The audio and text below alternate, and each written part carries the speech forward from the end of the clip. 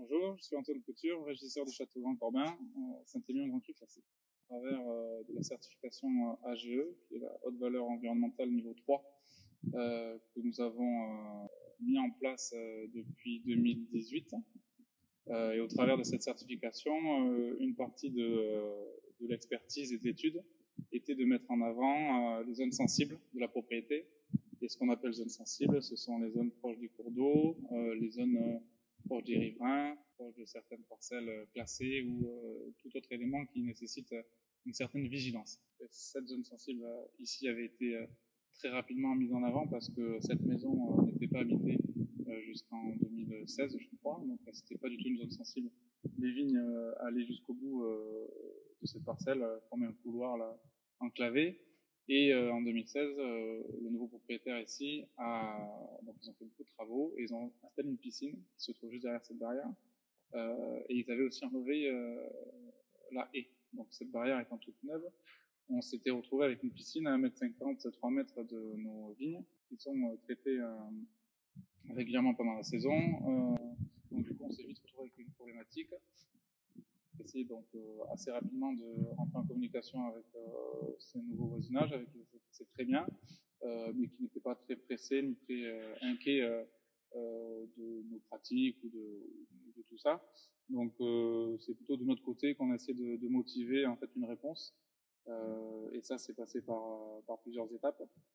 La première étape, ça a été de se dire bon, sur cette zone-là, on ne traite plus. Donc c'est devenu une zone de non-traitement qui nous permet en fait nous en interne techniquement de suivre un peu les maladies. On ne traite pas la vigne, on regarde comment les maladies réagissent et c'est un peu un indicateur de la pression du millésime. Et donc quand on a fait cette restructuration, on a arraché et en fait on a essayé d'un peu adapter avec ces nouvelles problématiques.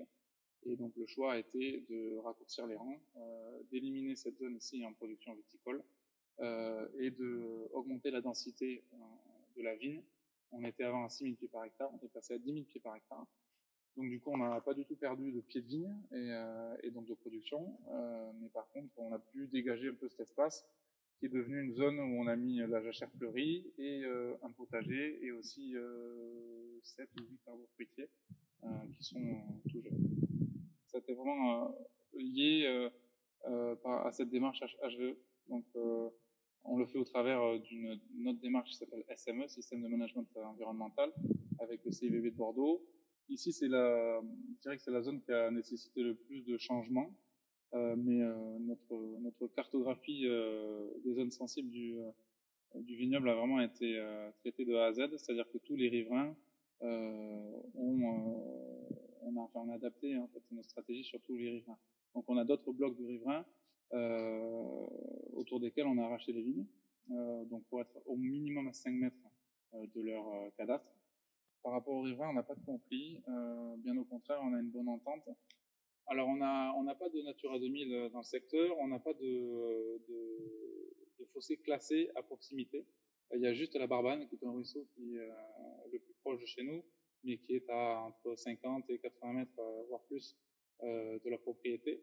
Donc du coup, qui n'est pas dans une zone qui nécessite des choses de notre part. Il y a déjà une zone tampon, et en plus qui correspond à une jachère mellifère qu'on a plantée en bas. Donc voilà, on a déjà traité, essayer d'optimiser des zones qui étaient nues ou qui étaient sans utilité.